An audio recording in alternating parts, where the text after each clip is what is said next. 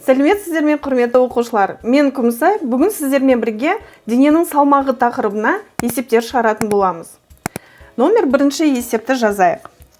Көлемі 20 литр ыдысты сұйықпен толтырған. Оның салмағы 160 ньютонға тең. Оның ішіндегі сұйықтың тегін анықтау қажет. Және бұл күш неге түсірілген? Сызбамен оны көрсетуіміз қажет екен. Есептің берілгенін жазайық. Есептің шарты бойынша ыдыстың көлеміне номер бірінші есеп берілгені. Ыдыстың көлемі бізде 20 литрге тең. Және оның салмақты біз П әрпімен белгілейміз, 160 ньютонға тең. Және бұл күштің неге түсірілгенін анықтауымыз керек. Және сызбамен көрсетуіміз керек. Және сұйықтың тегін анықтауымыз керек. Ал сұйықтың тегін біз сұйықтың тығыздығын анықтау арқылы біле аламыз. Сондықтан сұйықтың тығыздығы бізге белгісіз. Енді бізде сұйықтың көлемі 20 литр болғандықтан, оны біз SI жүйесіне не қыламыз? Аударуымыз қажет. 20 литрдің ішінде білесіздер, 1 литрде оның минус 3 дәрежесі метр кубқа тең екен. 20 көбейтілген, оның минус 3 дәрежесі метр куб. Немесе ол тең болады 0,102 метр кубқа. Ал енді бұл есепті дұрыс шығару үшін біз сызбасын бірге орындайық. Ол үшін белгілі бір тірекке түсірілген біз дененің салмағын дұрыс көрсете алуымыз керек. Және бұл ыдыстың ішінде 20 литр не орналасқан? Сұйық орналасқан. Енді әрине өткен сабақта сіздердің естеріңізде болу керек, дененің салмағы бұл тірекке немесе аспаға түсірілетін ауырлық күші деп атадық. Ал енді осы тірекке болғандықтан осы жерден бізде не қылады? Салмақ, дененің салмағы П әрпімен белгіленеді. Мінекей есептің шарты бойынша біз сіздермен бірге сурет арқылы біз осы денеге түсірілген дененің салмағын, тірекке түсірілген дененің салмағын бағытын көрсеттік. Осы сұйық қойылған ыдыстың тарапынан тірекке күш түсіріліп тұр дедік. Енді оған қарама-қарсы тірек те қарама-қарсы әрекет етеді. Тіректің реакция күшін біз қарама-қарсы бағытта сіздермен бірге көрсетейік. Оны біз N әрпімен белгілейміз. Енді қарап отырсаңыздар, осы ыдыстың тірекке түсірілген ауырлық күші және ол тірек тарапынан әрекет етіп отырған тіректің реакция күші өзара тең. П тең неге болады? N-ға тең болады. Ал енді осы ыдысымыз енді тірекке өзінің белгілі бір ауырлық күшімен түсіріп отырғандықтан, ауырлық күшін біз неге тең деп аламыз? Өткен сабақта оны да өттік сіздермен бірге. Ауырлық күші бізде M көбейтілген G-ға тең. Ал енді әрі қарай есебіміздің жалғастыратын болсақ, бізде белгілі дененің массасын табу үшін біз дененің тығыздығын неге көбейтуіміз керек? Ол дененің көлеміне көбейтуіміз керек. Егер осы шамаларды орнына қоятын болсақ, M-нің орнына қоятын болсақ, ρ көбейтілген V көбейтілген G деген бізде формула шығады. Ал енді осы жерден бізге белгісіз сұйықтықтың тығыздығы арқылы өрнектей аламыз. Ол үшін ρ тең болады. Неге? П бізде бөлшектің алымына кетеді. Және V көбейтілген G бөлшектің бөліміне кетеді. Енді есептің шартындағы берілгендегі шамаларды қоятын болса, бізде П 160 ньютонға тең. Және көлемімізді біз 0,102 метр куб деп алдық. Және G бізде 10 ньютон бөлінген килограммға тең. Бұл жерде енді тез-тез бірге ньютон мен ньютонды шамаларын қысқартып алайық. Және 0 мен 0-ді 10-ды қысқартып жіберсек, 16-ның Енді үтірді 2 рет жылжыту арқылы біз алымына 2 нөлді қосамыз. Сонда 1600-ді біз неге бөлеміз? 2-ге бөлеміз. Сонда тең болады 800 килограмм бөлінген метр кубқа.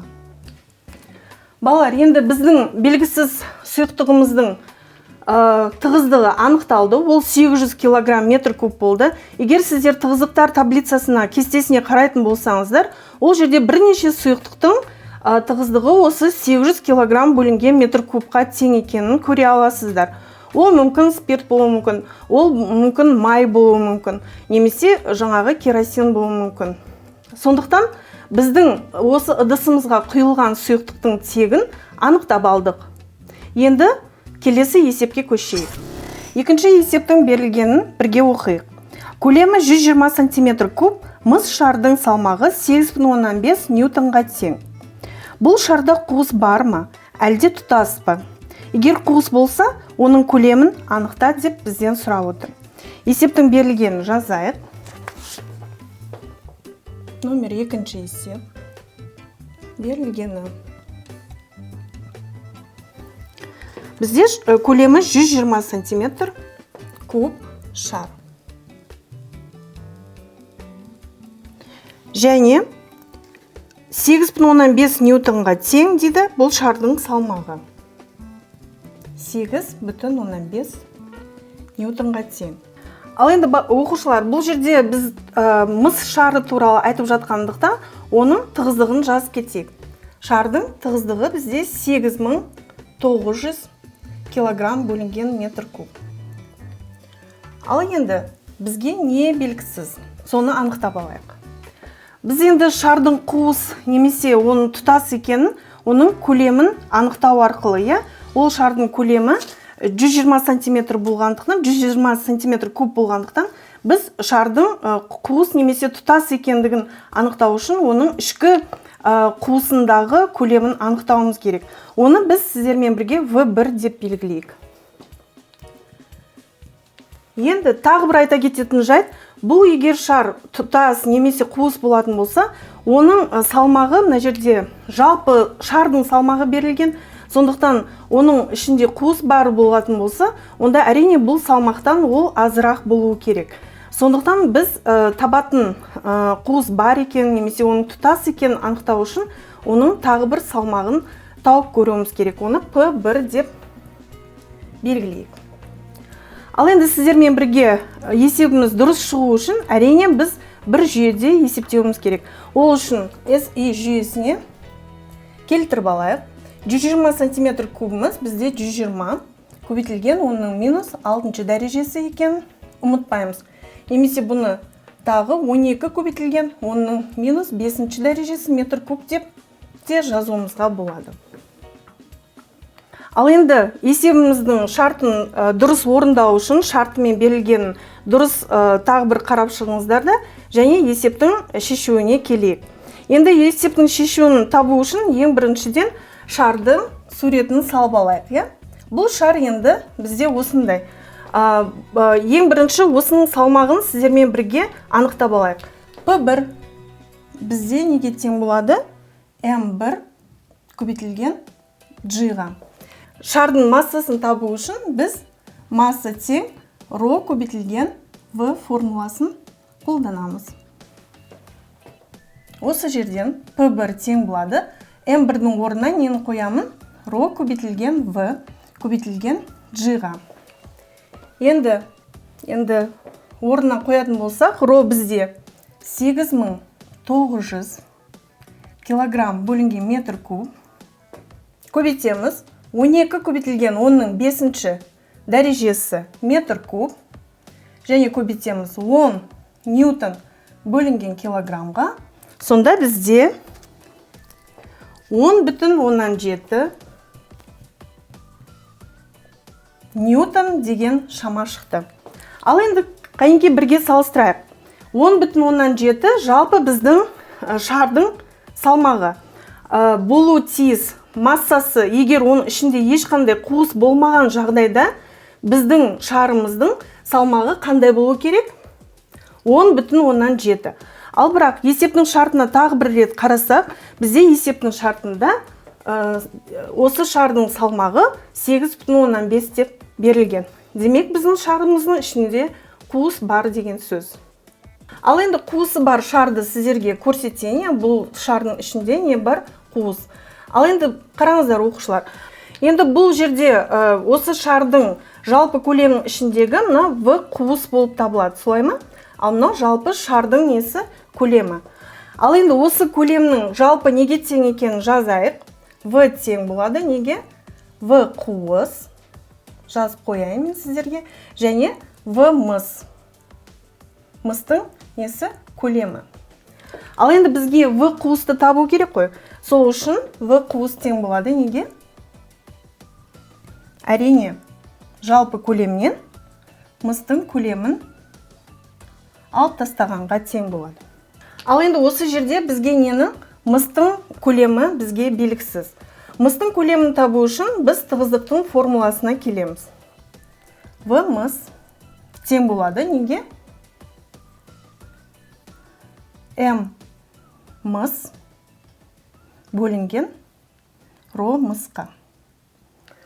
Ал енді бұл жерде тағы бізде мыстың массасы белгісіз. Ол мыстың массасын біз қайтадан 8,5 ньютонға қайтадан оралуымызға тура келеді. Себебі 8,5 ньютон бұл жалпы шардың несі болып келеді? Салмағы болып келеді. Сондықтан мына жерге енді салмақ бізде М көбейтілген G-ға тең емес пе? Осы жерден мысты табатын болсақ, массасын табатын болсақ, онда Q-ны біз неге бөлуіміз керек? G-ға бөлуіміз керек. Енді осы формуланы апарамызда біз мына В қуыстың формуласына орналастырамыз. Кеттік. В қуыс тең болады. Жалпы көлемнен біз мыстың мына тұрған формуласына келтірейік. М мыстың орнына P-ны жазамыз. G бізде төменге кетеді және көбейтілген ро мыс. Енді тек қана бізге не қалды? Орнына қою ғана қалды. Енді В бізде неге тең? 112 көбейтілген оның минус 5 дәрежесіне тең. Азайтамыз. P бізде 8,5 ньютонға тең. Бөлеміз. G бізде 10 ньютон бөлінген килограмм көбейтілген 8900 килограмм бөлінген метр куб. Енді есептеулер бәрін жасап, біз мынандай нәтиже аламыз. Бізде 2,4 көбейтілген 10-ның минус 5 дәрежесі метр куб табылды. Сонда мінеке көріп отырсыздар, бұл қуыстың берілген қуыстың көлемін таптық сіздермен бірге, есептің шартында бізге көрсетілген. Және есептің бойында біз дененің жалпы салмағын анықтадық. Осымен сіздерге есептер түсінікті болды деген ойдамын. Қош сау болыңыздар, келесі кездескенше.